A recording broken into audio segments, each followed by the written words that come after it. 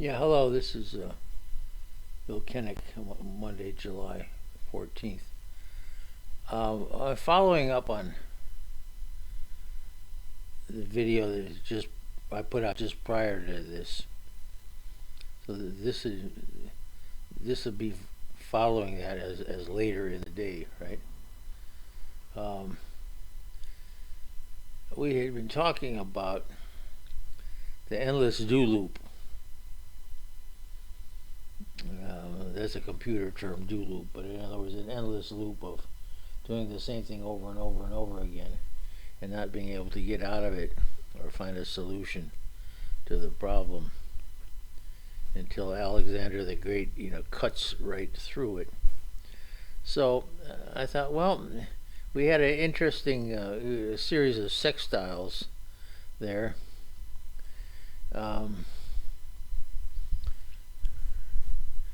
Which is shown on this chart. I added a planet or two. It's shown in this chart between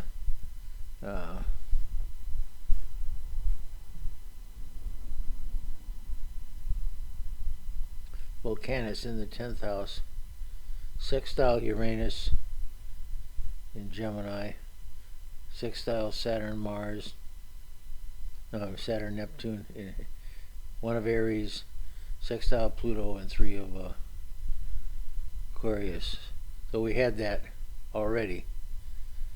We had them, but then we had we had just to jump over a little bit to Piazza. That's an asteroid I use. Asteroid number 1000, named after the astronomer who discovered Ceres.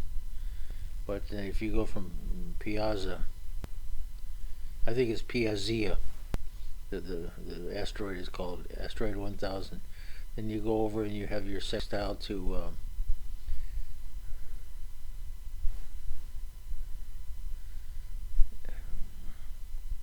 Lilith. It's between Apollo and Poseidon.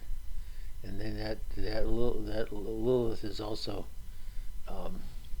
trine the moon, so it makes it strong. But what I'm adding here, in other words, we say, well, you're in a loop. Where's the resolution? Where is the way to cut through it? And we look at Mars and ORCUS here. And Mars and ORCUS are in about 14 of Virgo.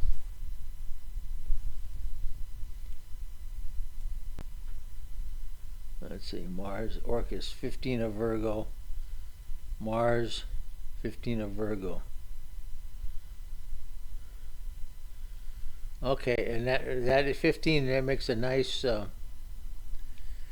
exact aspect to Kronos, the government, and the evil deeds of the government. With WALDEMATH.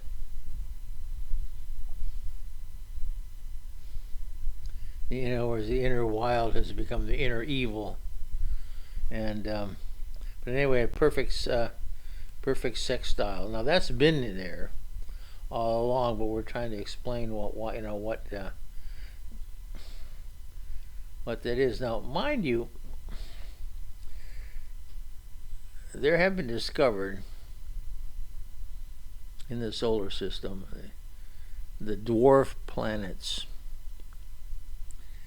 and these should not be ignored, although there's so damn many of them. I mean, I think you'd have to look at them before you look at asteroids, because the dwarf planets are factors that you cannot ignore. Well, ORCUS is one of them. Now that's symbolized, well, if you look at Mars, the glyph for Mars, 15 of Virgo, there's that planet with it, is ORCUS. Now that reminds you of the orcs from Tolkien's Fellowship of the Ring, right? Well, the ORCUS was a god down in hell with Hades. But the Hades was the boss.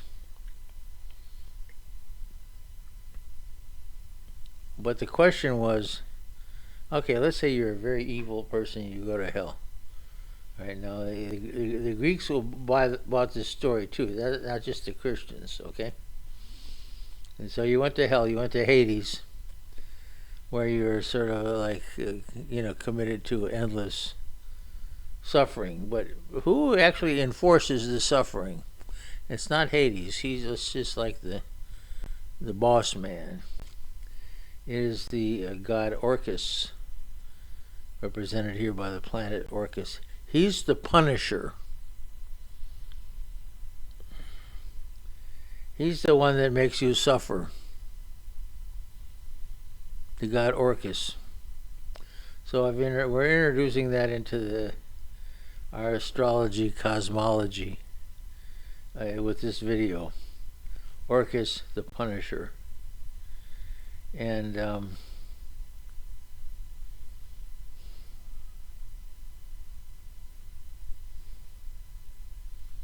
I don't know if we could say Orcus is the bringer of revenge or not. Let's see what is the brief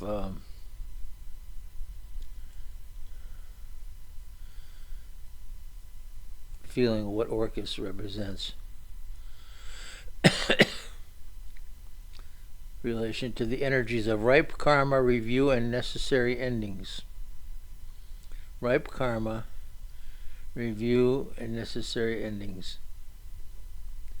And to which I will add, which I read, the word punishment.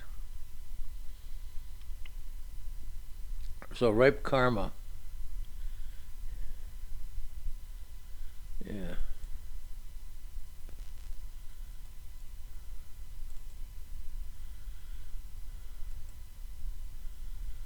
So there you go. You eventually get punished for the evil you do. And Mars is a planet of action. Usually when you're waiting for an event to happen, you got all this beautiful or not so beautiful configuration set up, and yet nothing happens. Nothing happens. And as an astrologer, then you'd go through the ephemeris, which we used to use. Now we have computers. That's a step backwards, actually, because the ephemeris, you look through it and you could say, oh, well, here come July the 14th. Mars is going to be exact with Orcus. And Mars brings action. And not only is it exact with Orcus, but it's making a perfect aspect. Okay. Orcus, 15 Virgo 38. Poseidon, 15 Scorpio 40. So that's exact within 2 minutes of arc, and Scorpio's and Poseidon's going backwards, retrograde. So it's going to become exact, very shortly. Now, where's Mars? 1550. So it has already passed Orcus, which means our event has already happened. Chronos, 1600. Now, how does this apply to the government then?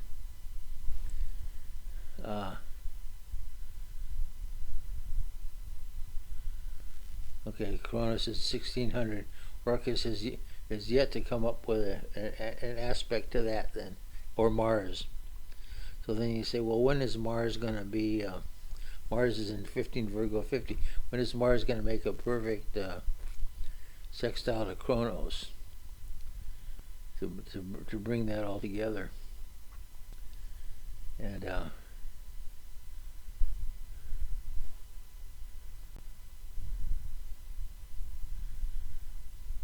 I think one thing you have to look at is the conjunction to ORCUS already happened.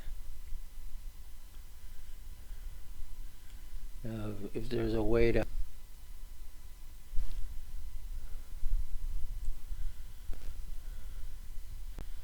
I'm going to take this chart back days to see if I can get an between Mars and ORCUS, get the exact conjunction when Mars is going to go back to 1538. So here we go. One. Oh.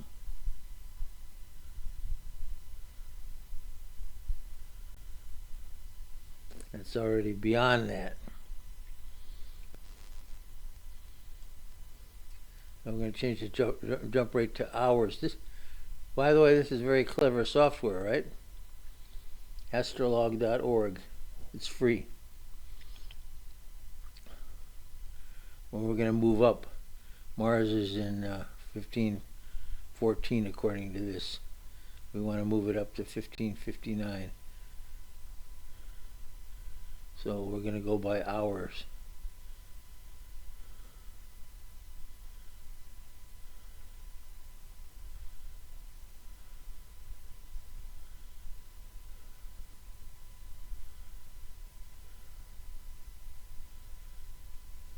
Now Cronus has moved it to 16 Cancer exactly, and Mars is still 1548, 1551, 1555, 1600, and Cronus is now 1601.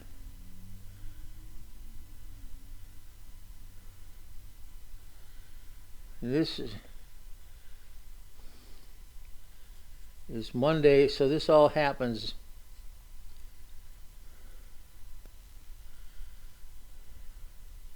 tonight at 9:29 p.m. daylight time. Now the chart shows where this falls in Alliance, Ohio, but the aspect will be exact.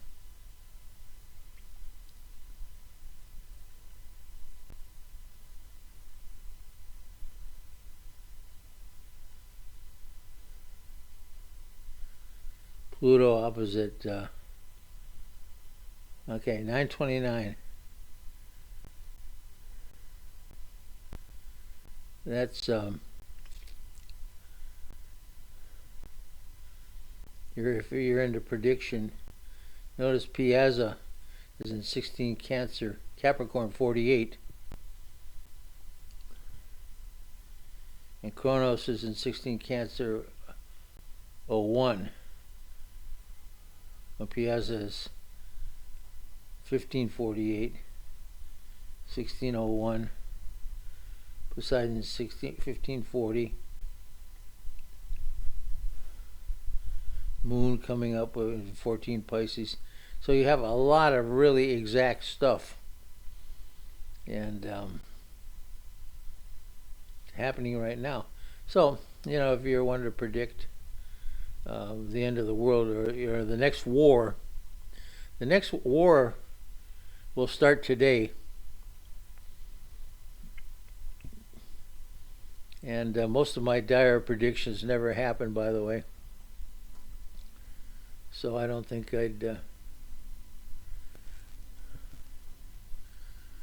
I would not cancel my date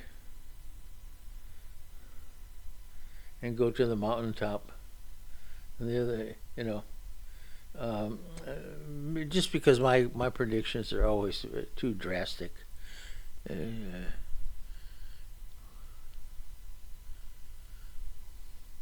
What's that word? Talking about when you like to read Revelations and always looking for the end of the world.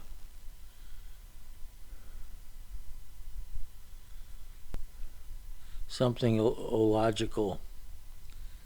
But anyway, yeah, end of the world tonight at 9:29 p.m. or the beginning of the World War III. Eschatology, is that it? Eschatology doesn't sound exactly right. It's a word I've been pertaining to the end of the world. All right. Anyway, tonight at 9:30, Bill Kennick, Uranian astrologer, said so. You know, says who? Says who? Says me. Oh.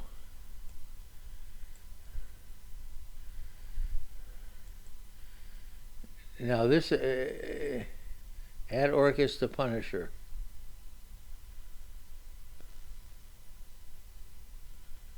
Yeah. Says who? Says me.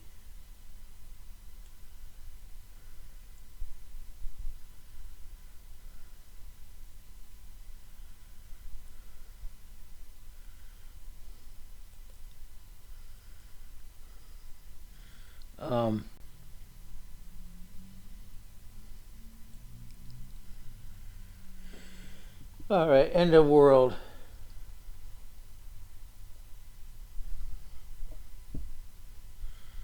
Eschatology pertaining to the end of the world. So I have ORCUS that's based on the horary, but yeah, all these planets are very, very exact. So that's why I'm bothering with this.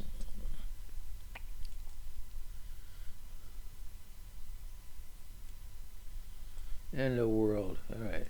Yeah. So that's your final horoscope, and that represents 9:29 p.m. Eastern time. That would be 8:29 Central time, and so on and so forth. It's actually, this event is in the sky throughout the world, except they fall in different houses. But again, a very, very pretty picture.